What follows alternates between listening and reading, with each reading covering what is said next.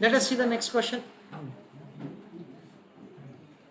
A manufacturing unit engaged in production of automobile parts is considering a proposal of purchasing one of the two plants. तो हम लोग दो में से एक प्लांट खरीदने का सोच रहे हैं. Details of which are given below. तो दोनों के बारे में इंफॉर्मेशन हमको दे रखा है. प्लांट ए प्लांट बी, दोनों का परचेज प्राइस दे रखा है, इंस्टॉलेशन कॉस्ट दे रखा है, दोनों का लाइफ दे रखा है, स्क्रैप वैल्यू हमको दे रखा है आफ्टर यूजफुल लाइफ, आउटपुट हमको दे रखा है पर मिनट का. Annual cost, highlight the portion annual cost of the plant are as follows. Running hours per annum दे रखा है, वेजेस का कॉस्ट दे रखा है, material, repairs, power consumption, fix cost. Will it be advisable to buy plant A or plant B? That is a question. Substantiate your answer with the help of comparative unit cost of the plants, assuming interest on the capital at 10%. यानी cost of capital हमको दे रखा है 10%. Make other relevant assumptions if required, of course. हमको present value factor दे रखा है 0.1486 and 0.2394. It is PVIF. Annuity of ₹1. Highlight the portion. ये नया इंफॉर्मेशन हमारे लिए. Capital recovery factor with 10% discounting rate. Dear students, ये हमको दे रखा है like the reciprocal value of the annuity value. इसका मतलब क्या होता है? It is 1 divided by PVIFA at the rate of 10% for 20 years का फैक्टर दे रखा है. सिमिलरली यहाँ पे 1 divided by PVIFA at the rate of 10% for 15 years का फैक्टर दे रखा है. यानी हमको क्या दे रखा है फ्रेंड्स? रिकवरी फैक्टर का मतलब ये है कि हमको रेसिप्रोकल वैल्यू दे रखा है. जैसे कि 5 का रेसिप्रोकल क्या होता है? 1/5. वैसे यहाँ पे हमको लाइक 1 डिवाइडेड बाय PVIFA का वैल्यू क्या है वो हमको क्वेश्चन में दे रखा है. I request all of you to go through the question, फिर हम लोग डिस्कस करते हैं कि कैसे करने का. So over here question is providing to us that say we are required to take a decision. That say दोनों में से कौन सा प्लांट हमको बाय करना चाहिए. क्वेश्चन में हमको इंस्टॉलेशन कॉस्ट दे रखा है, परचेज प्राइस दे रखा है, दोनों का लाइफ दे रखा है, which you can see that it is one is 20 years, another is 15 years. Scrap value का इंफॉर्मेशन हमको दे रखा है and other information have been given to us. Tax rate का इंफॉर्मेशन दिया है, नहीं दिया है? टैक्स का इंफॉर्मेशन दिया है, नहीं दिया है? Tax information is not given. Then in that case depreciation calculate करने का जरूरत नहीं है. We know that the depreciation is a non cash item, इसलिए डिप्रीशिएशन का कैलकुलेशन तभी ही किया जाता है जब हमको टैक्स का कैलकुलेशन करना है. हाँ, पर यहाँ पे टैक्स का कैलकुलेशन हमको इग्नोर ही करना है. चलो, red an answer. Decision making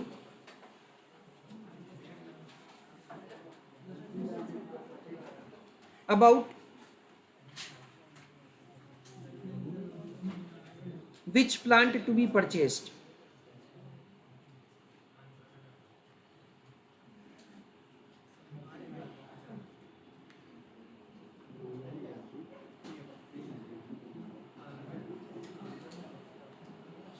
उसमें लिखो स्टेप नंबर 1, इन्वेस्टमेंट.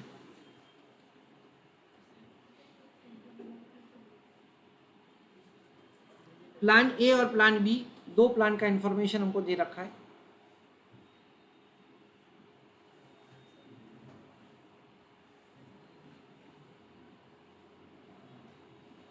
जिसमें हम लोग लिखेंगे सबसे पहले purchase price.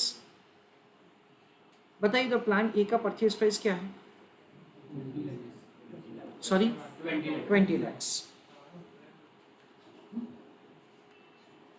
Installation cost Correct.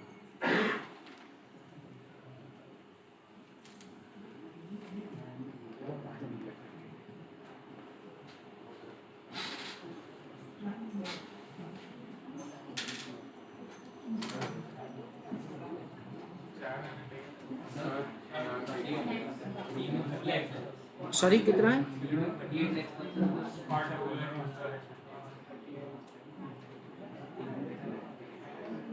और installation 2 lakhs.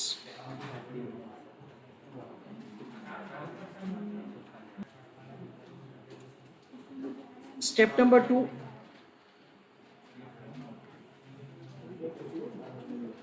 depreciation.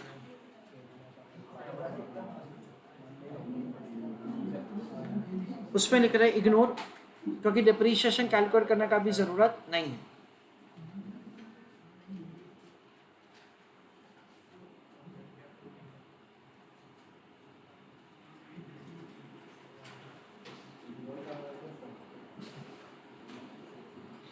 Step number 3, terminal cash flow.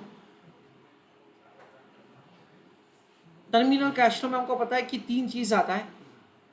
एक तो आता है कैपिटल गेन और loss on sale of machinery, पर हमारे एग्जांपल में भी अंडरस्टैंड दैट से टैक्सी नहीं है, इसलिए वो कैपिटल गेन या लॉस का कैलकुलेशन करने का जरूरत नहीं है. Second, we understand that working capital का भी कोई इन्वेस्टमेंट नहीं है, इसलिए वर्किंग कैपिटल का भी रिकवरी नहीं आएगा. सिर्फ और सिर्फ there will be scrap value of the machinery. So we understand that से द ए और बी, उसमें हम लोग लिखेंगे sale value of the machinery. देखो तो ए का सेल वैल्यू कितना दे रखा है? 4 lakhs. अच्छा, दोनों का 4 lakhs. ए का सेल वैल्यू हमको कब मिलेगा? 5 साल के बाद, at the end of the 20th year. और बी का कब मिलेगा हमको? 15 ईयर्स के बाद.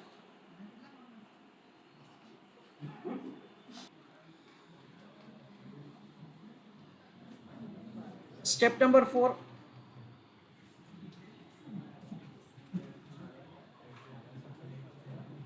recurring cash flow.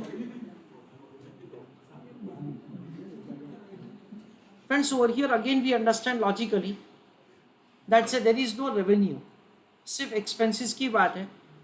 तो हमको क्या करना है? दोनों में से जो सस्ता होगा उसको हमको सेलेक्ट करने का है. सो रिकरिंग कैश फ्लो में हम लोग क्या करेंगे? हम लोग एक्सपेंसेस का टोटल करेंगे, एंड दैट टू जो भी आउट ऑफ पॉकेट खर्चा होने वाला है उसी की बात करेंगे. वी अंडरस्टैंड दैट से द डिप्रीशिएशन को कंसीडर करने का जरूरत नहीं है, क्योंकि वो नॉन कैश आइटम है. तो वेजेस है, इनडायरेक्ट मटेरियल है, इन सब एक्सपेंसेस का टोटल करेंगे और यही का यही हमारा सद रिकरिंग कैश फ्लो हो जाएगा.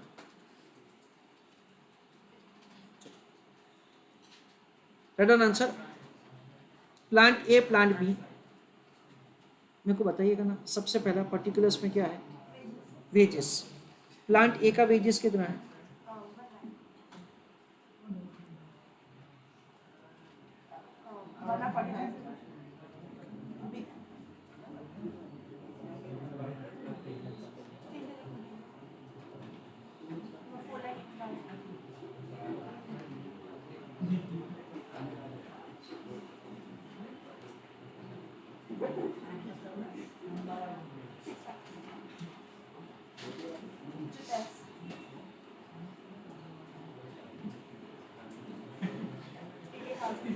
$80,000.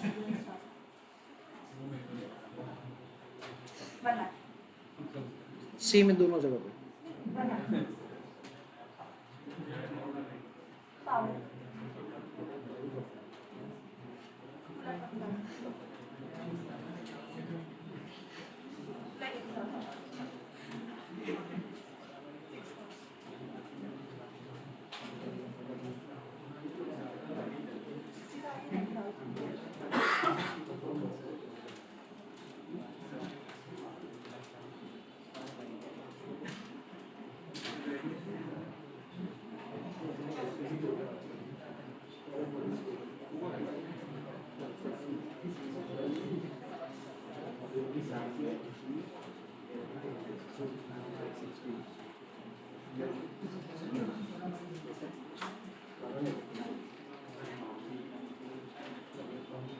टोटल कितना 960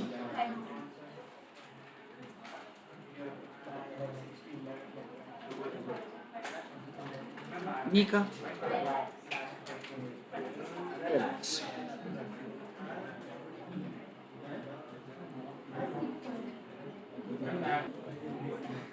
चलो नाउ अब तक का जो हमारा वर्किंग है वो मैं थोड़ा रिवाइज करवाता हूँ एंड आई वांट दैट से द रिमेनिंग आंसर आप अपने आप करो।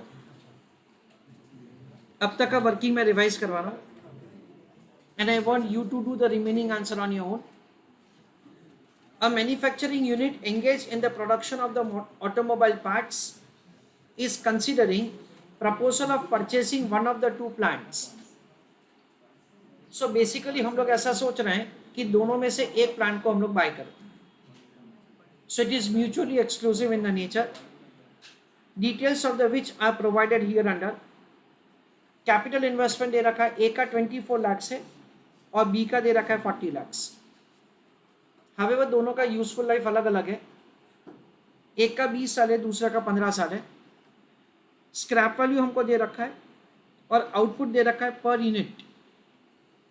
एनुअल कॉस्ट हमको दे रखा है एंड अलॉन्ग विद दैट से the annual running hours per annum दे रखा है। So what is the number of hours for which it is going to say operate. Will it be advantageous to buy plant A और plant B, that is a question. Substantiate your answer with the help of the comparative unit cost of the plant, assuming that say the cost of capital दे रखा है simple भाषा में 10%। Make other relevant assumptions। 10% का हमको factor दे रखा है जिसमें प्रेजेंट वैल्यू फैक्टर ऑफ ₹1.1486, उसका मतलब ये है इट इज PVIF। पहला जो है ना वो PVIF है eight the rate of 10% cost of capital for the last year, 20 साल और 15 साल वाला।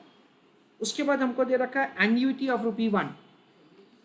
एन्युइटी का मतलब हमको पता है डेट से there is present value of the annuity, why because यहाँ पे डिस्काउंटिंग का बात हो रहा है।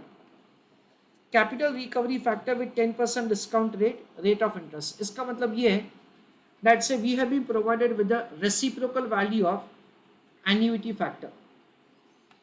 सो बेसिकली हमको ऐसा दे रखा है, use a calculator along with me, 1 divided by 0.1175। So calculator में मेरा आंसर आता है 8.5106।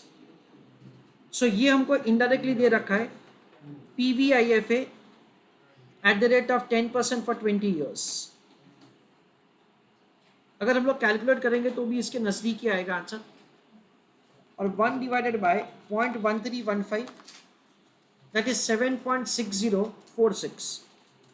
7.6046 that is again PVIFA at the rate of 10% for 15 years। ऐसा करके हमको सर एन्युइटी फैक्टर का इंफॉर्मेशन दे रखा है फॉर 20 years and 15 years। हमने जो अब तक वर्किंग किया उसको मैं रिपीट कर देता हूँ और आई वांट दैट से बाकी का आंसर आप लोग अपने आप ट्राई कीजिए। सबसे पहले हम लोग इन्वेस्टमेंट कर रहे हैं, ए में 24 लाख का और बी में 40 लाख का। Of course investment is of year 0। Depreciation हम लोग कैलकुलेट नहीं कर रहे हैं क्योंकि वो नॉन कैश आइटम है और ये क्वेश्चन में हमको टैक्स को इग्नोर करना है। लास्ट ईयर में हमको टर्मिनल कैश फ्लो मिलेगा, कोइंसिडेंटली सेम अमाउंट ये 4 लाख। प्लान ए में मिलेगा हमको 20th ईयर के एंड में और प्लान बी में मिलेगा हमको 15th ईयर के एंड में। रिकरिंग कैश फ्लो उस पर तो सिर्फ टोटल ही करना है, तो प्लान ए का और प्लान बी का recurring cash flow, annual cash outflow क्या होगा वो हमने कैलकुलेट किया। ऑफकोर्स प्लान ए का ईयर 1 to ईयर 15 और प्लान बी का ईयर 1 to ईयर 20। आगे का आंसर आप अपने आप करने का ट्राई करो, फिर मैं करके देता हूँ।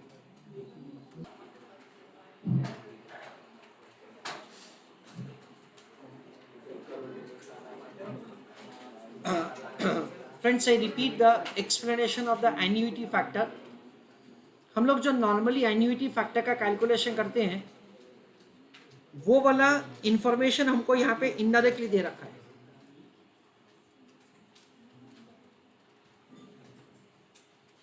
There is no concept over here.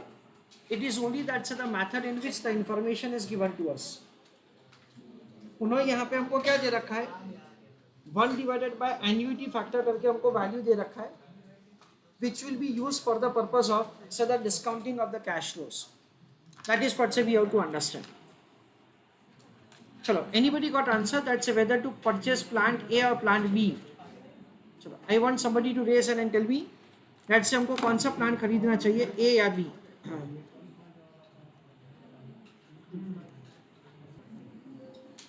चलो, let us see कैसे किया जाएगा. I request all of you to write down answer along with me. Step number 5, उस पर मैं लिख रहा हूँ decision making.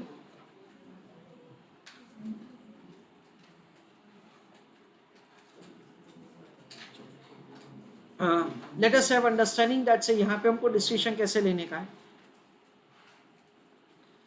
I request all of you to pay attention. सबसे पहले हम लोग वर्किंग नोट नंबर 1 प्रिपेयर करेंगे. Calculation of PVIFA at the rate of 10% for n number of years. Please write down answer along with me. एक हम लोग 15 years का factor find करेंगे और दूसरा हम लोग 20 ईयर्स का फैक्टर फाइंड करेंगे. So it is 1 divided by capital recovery factor.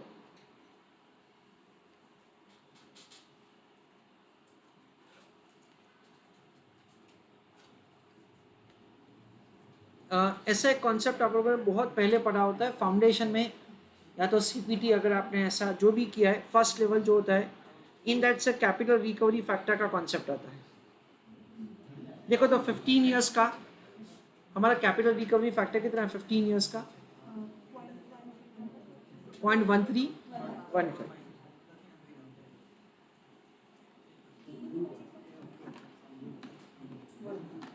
So it is 1 divided by 0.1315.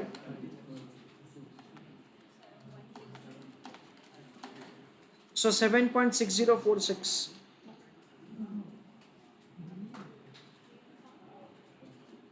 Again over here it is 1 divided by capital recovery factor.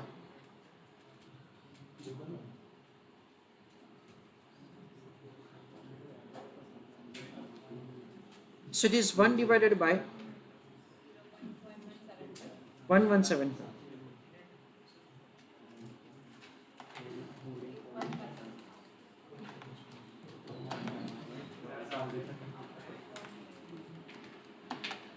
$8.5106.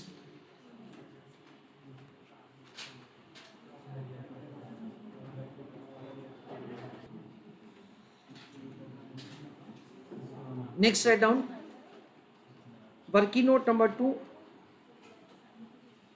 calculation of present value cash outflow for each option.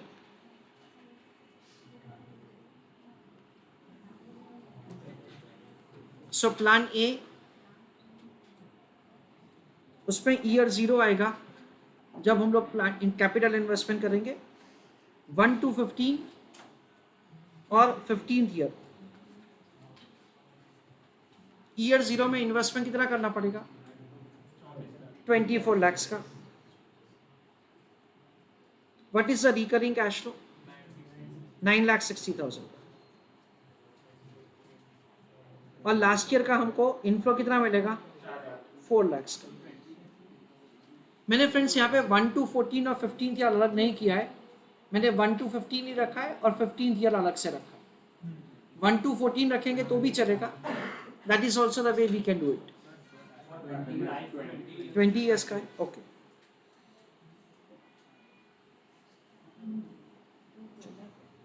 तो ऐसा करता हूँ 1 to 19 और 20th year कर देता हूँ, so that usually हम लोग ऐसा ही करते हैं इस वजह से. 9,60,000 और 4 लाख.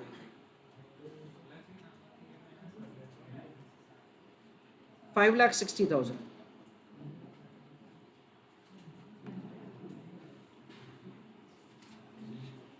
1 to 20 का फैक्टर समेशन कितना है फ्रेंड्स? 1 to 20 का 8 पॉइंट, और 20th का फैक्टर क्या दे रखा है? 1175। नहीं, 20th ईयर का PVIF पूछा, 0.1486।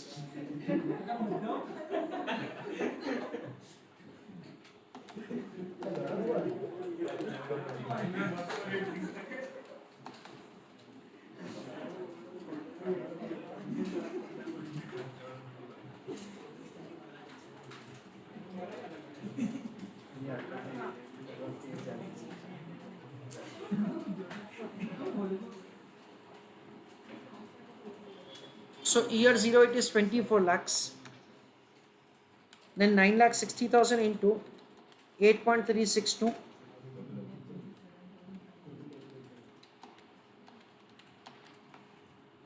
I think it is 80 lakh 27,520.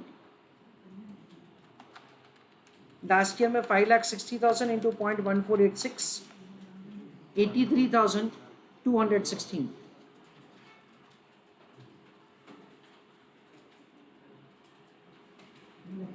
So total आ जाएगा 24 lakhs plus 80 lakh 27,520 plus 83,216. Is it 1 crore something? 1 crore 5 lakhs 10,736.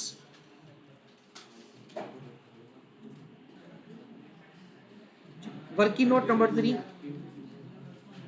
O sorry, plan B का बाकी है, प्लान बी का बाकी है। Year 0, year 1 to year 14 and 15th year. Year 0 का देखो तो परचेज प्राइस कितना दे रखा है? 40 लाख से शायद 49। 14 ईयर्स का रिकरिंग कैश फ्लो क्या है? लास्ट ईयर का 8 लाख हो जाएगा शायद।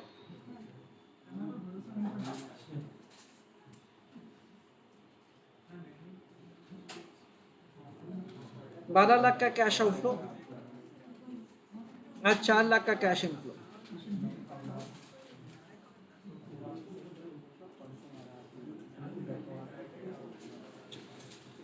वन टू 15 का फैक्टर समेशन क्या है? 7.60, और 15th ईयर का फैक्टर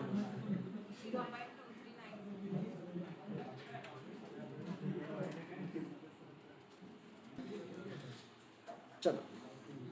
सो ईयर 0 का डिस्काउंटिंग फैक्टर है 1, 7.6046 minus 0.2394, 7.3652,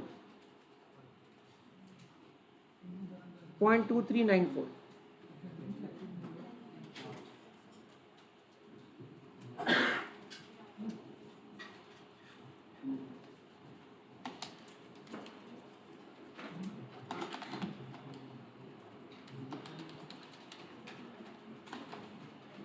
$91,62,000,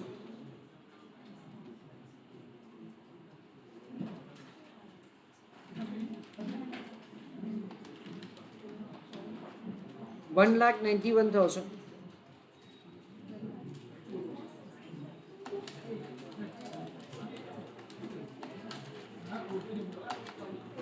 is it 1 crore 33 lakhs?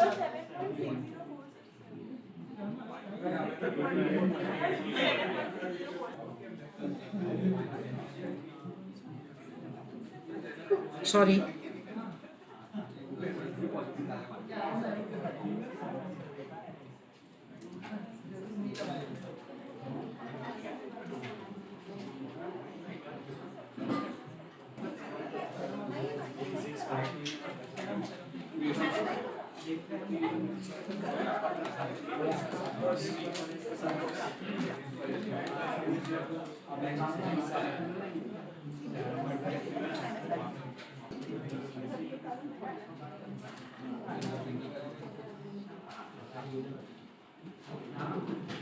88 lakh,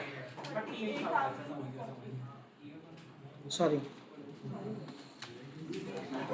क्या करते हैं?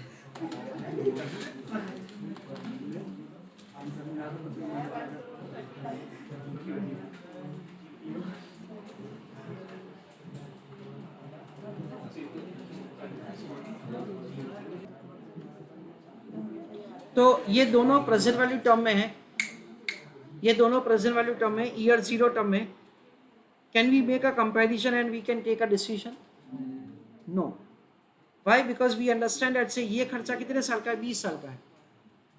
और ये खर्चा कितने का है? 15 साल का है. So we understand that say both of them are not comparable. What we have to do? We are required to convert that into equalized annual term for the purpose of making a comparability. I repeat my explanation. We understand that से ये जो खर्चा है वो 20 साल का है, ये जो खर्चा है वो 15 साल का है. So basically both of them are not comparable.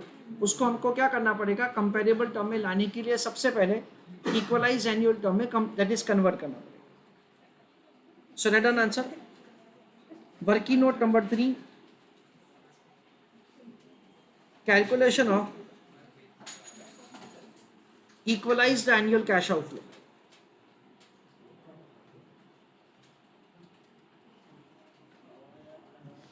It is present value cash outflow divided by PVIFA at the rate of 10% for n number of years.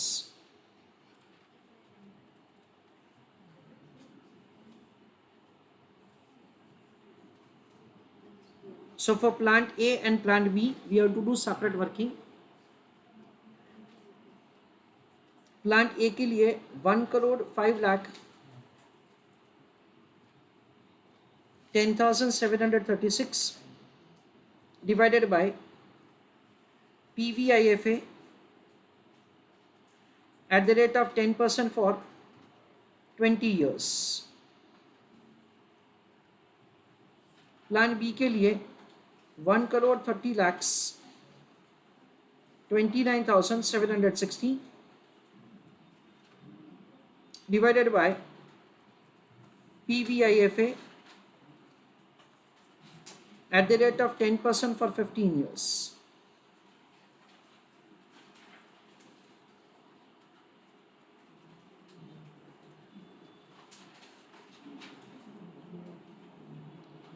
So 10% 20 years का फैक्टर हमारे पास है ऑलरेडी 8.5106.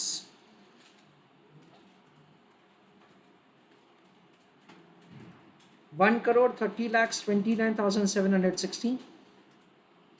10% 15 years का factor भी हमारे पास है readymade. It is 7.6046.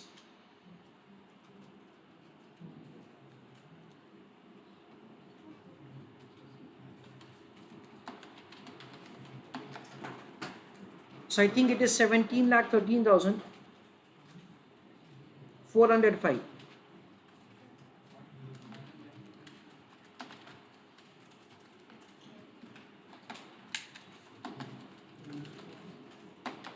And I think it is 12,35,017. It is equalized annual cash outflow for both the machineries or both the plants. चलो. Now basically friends क्या होगा? That say apparently this is the point at which say usually हम लोग decision लेते हैं wherein say you make a comparison of the equalized annual cash outflow. But ये question में हमको एक important point क्या दे रखा है फ्रेंड्स? हमको important point ऐसा दे रखा है that say दोनों का रनिंग आवर्स पर एनम है ना 2500 है, पर दोनों का आउटपुट अलग अलग है. You can see that say the output that say they are able to generate is different. इसलिए say you cannot make a comparison of only equalized annual cash outflow.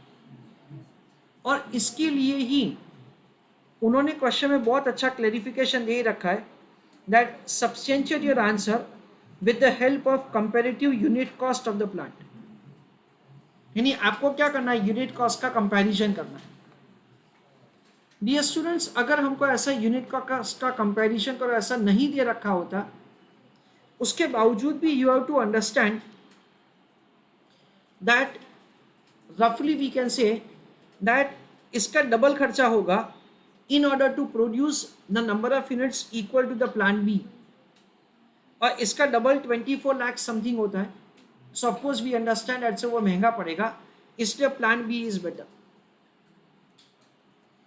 However question में हमको दे रखा है कि आपको पर यूनिट का खर्चा कैलकुलेट ही करना है, तो उसका कंपैरिजन करके we are required to give the answer.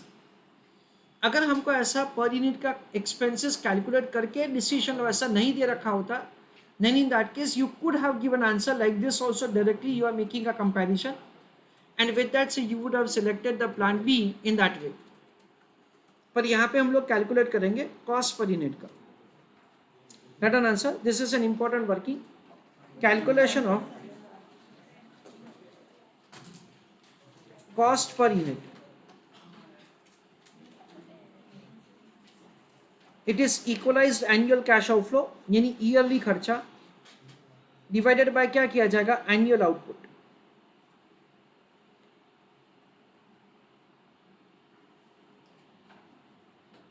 इसका कैलकुलेशन हम लोग करेंगे प्लान ए और प्लान बी, ऐसा दो प्लान के लिए।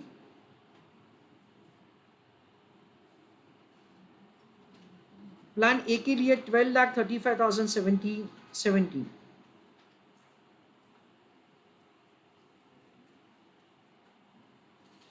हमको दे रखा है। That's the annual operating hours कितना दे रखा है, 2,500। That is what's the annual operating hours. What is output given to us, 200। 200 is given per minute, ऐसा दे रखा है। So we understand that's over here into 60 करना पड़ेगा।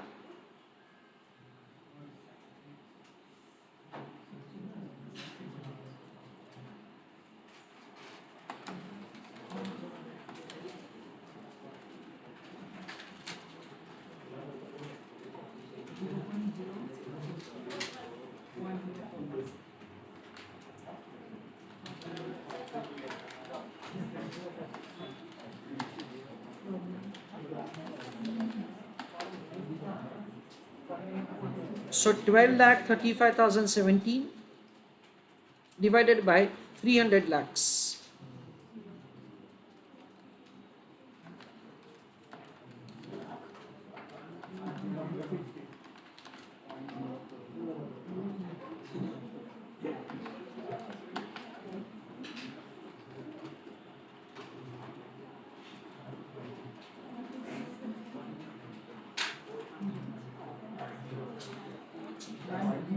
प्लान बी के लिए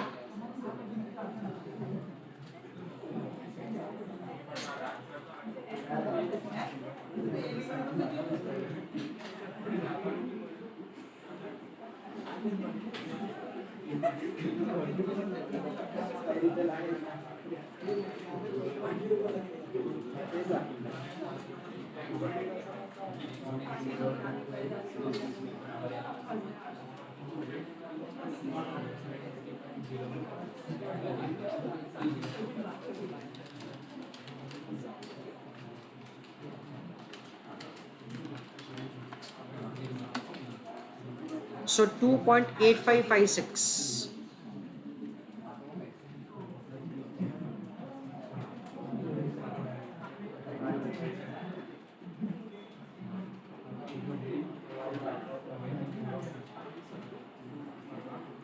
इस टर्म को प्लान बी पर करना चाहिए।